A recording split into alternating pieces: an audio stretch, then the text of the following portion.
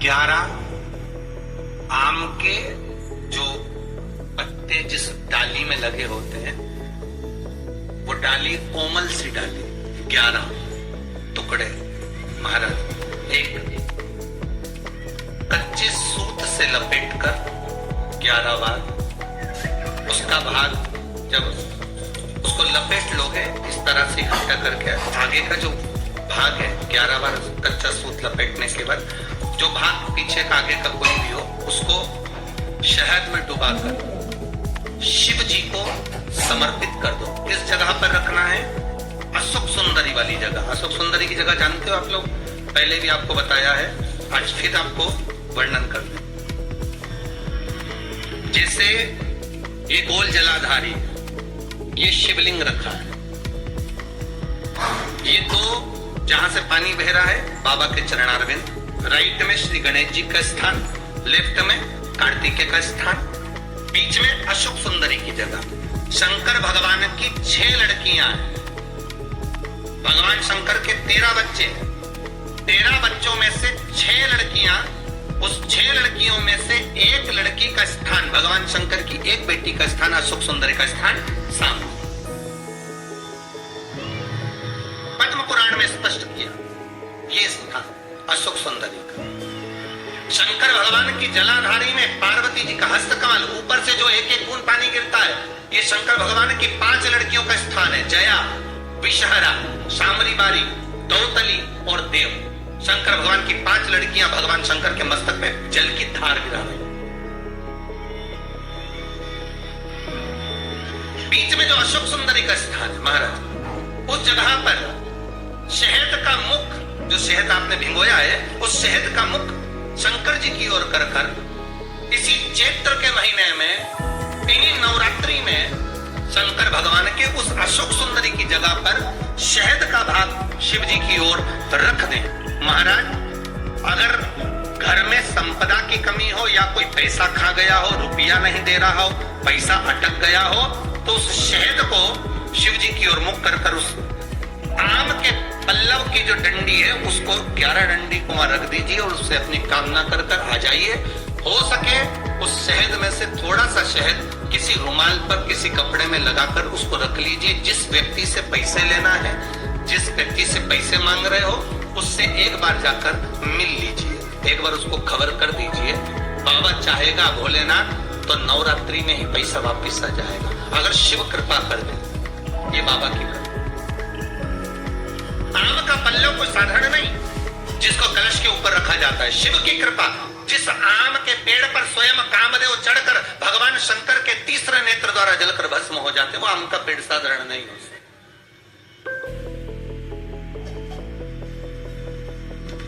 सहज नहीं।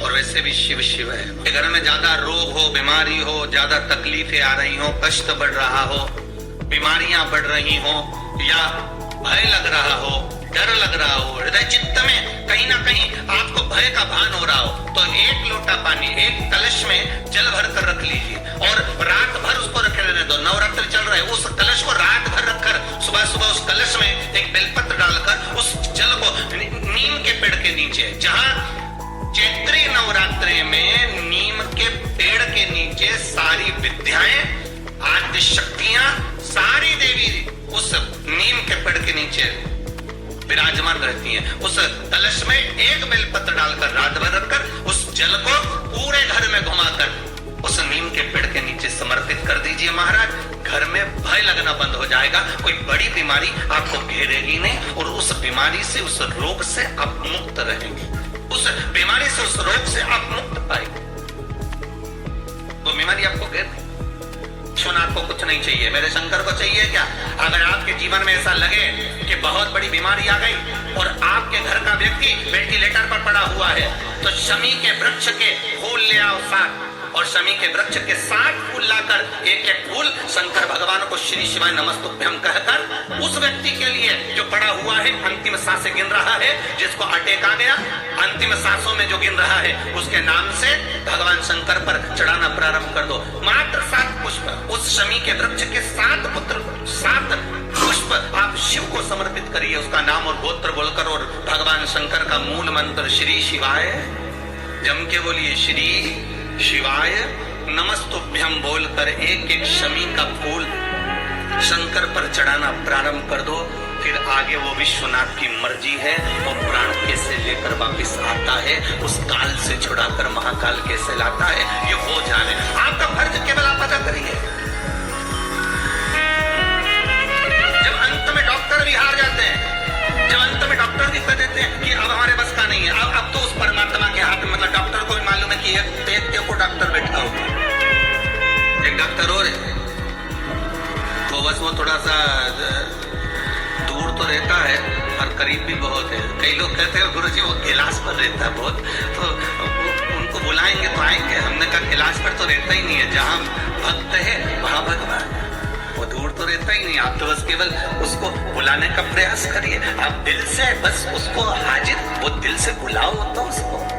इसलिए देवी भागवत में लिखा है कि नवरात्रि में एक जैसे प्रतिपदा है, पहला दिन है तो एक कन्या का पूजन करो, द्वितीया है तो 2 कन्या का पूजन करो, तृतीया है तो 3 कन्या का पूजन करो, चतुर्थी है तो 4 कन्या का पूजन करो, पंचमी है 5 कन्या का पूजन करो, छठी 6 कन्या का पूजन करो, सप्तमी है 7 कन्या का पूजन करो, अष्टमी है 8 कन्या का पूजन करो, नवमी है जम के बोलो 9 कन्याओं का पूजन करो।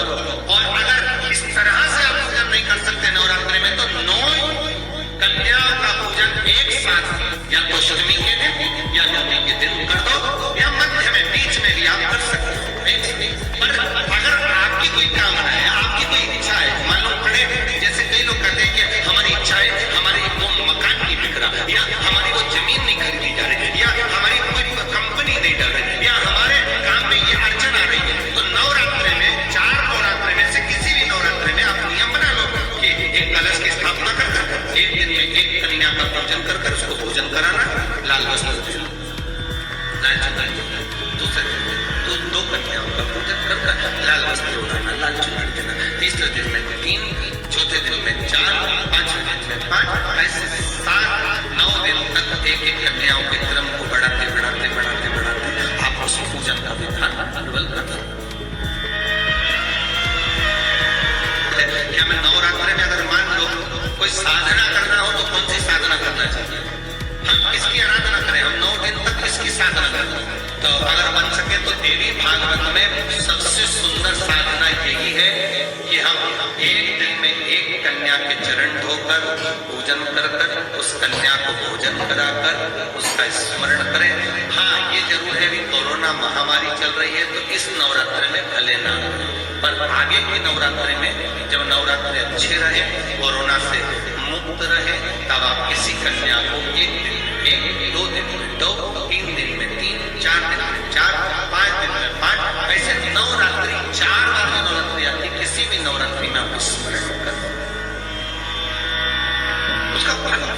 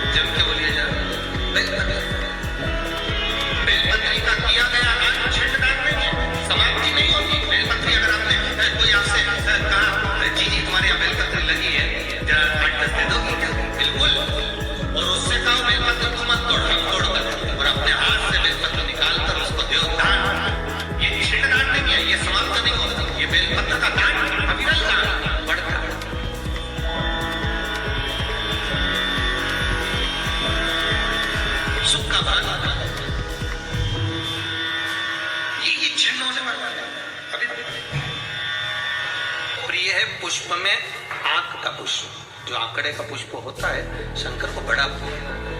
और दूसरे नंबर पर शंकर को प्रिय है शमी का पुष्प, बहुत ध्यान देना महाराज। तीसरे नंबर पर शंकर को प्रिय है महाराज सरसों का पुष्प। सरसों होती है ना, जो राई अपन बोते हैं, सरसों बोते, उसमें पीले कलर का जो पुष्प लगता है। हमारा तो निवेदन रहता है जब तक सरसों आए तो प्रयास करा करो कि सरसों के 108 पुष्प शंकर भगवान पर चढ़ाना प्रारंभ कर दो।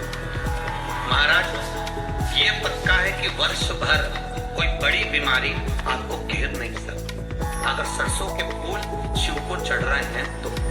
और प्रयास करना कि सरसों का जो पुष्प होता है, सरसों का जो फूल होता है महाराज, अगर कोई व्यक्ति को किडनी या लीवर से जुड़ी हुई कोई तकलीफ होती है या किसी व्यक्ति का एक्सीडेंट हो गया होता है और उसका कोई अंग रह गया हो, कोई शरीर का कोई भाग रह गया और वो काम नहीं कर रहा हो, जैसे किसी के पांव रह जाते हैं एक्सीडेंट के बाद, किसी का हाथ रह जाता है, या कोई अंग काम नहीं कर रहा हो, वहां ब्लड पहुंच नहीं रहा हो, वो जगह एकदम सुन्न हो गई हो, खाली पड़ गई, तो उसके लिए शिव महापुराण की कथा कहती है कि सरसों के पुष्प 11 शंकर जी के राइट भाग में, जहां शिव जी के गण दरवाजे के द्वारपाल मणिभद्र जिस जगह पर निवास करते हैं, कौन निवास करते हैं? मणिभद्र। शंकर जी के दरवाजे के द्वारपाल है मणिभद्र जी। तो मणिभद्र दरवाजे के द्वारपाल में राइट भाग में मणिभद्र जी विराजते हैं। मतलब राइट भाग कौन सा हुआ? जब आप मंदिर से बाहर निकलेंगे तो राइट भाग, मंदिर में प्रवेश करेंगे जब राइट नहीं होना चाहिए, आप मंदिर से जब जाएं तो राइट भाग।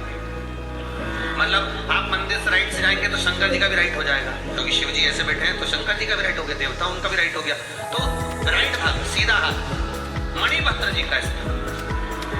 11 सरसों के पुष्प मणिभद्र के उस द्वार पर आप रख दीजिए और मणिभद्र के द्वार पर रखकर अंदर जाकर 108 वापिस जब आप बाहर निकल रहे हैं, ये पुष्प आप रखने के बाद एक बार बाहर जाएंगे, फिर वापस आएंगे मणिभद्र के रखने के बाद, और अंदर जाकर 108 सरसों के पुष्प शंकर को समर्पित करेंगे महाराज। उस सरसों के पुष्प जो शिव जी को आप समर्पित कर रहे हैं उसको वापस लेकर आएंगे, श्री शिवाय नमस्तुभ्यं बोलकर उस सरसों के पुष्प को महाराज सरसों के तेल की बोतल में उसको डाल लीजिए।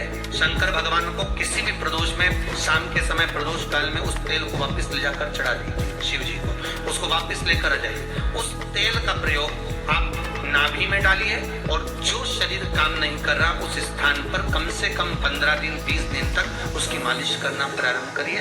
बाबा चाहेगा तो चलाने का प्रयास कर देगा और वो अंग, वो शरीर काम करने लगेगा।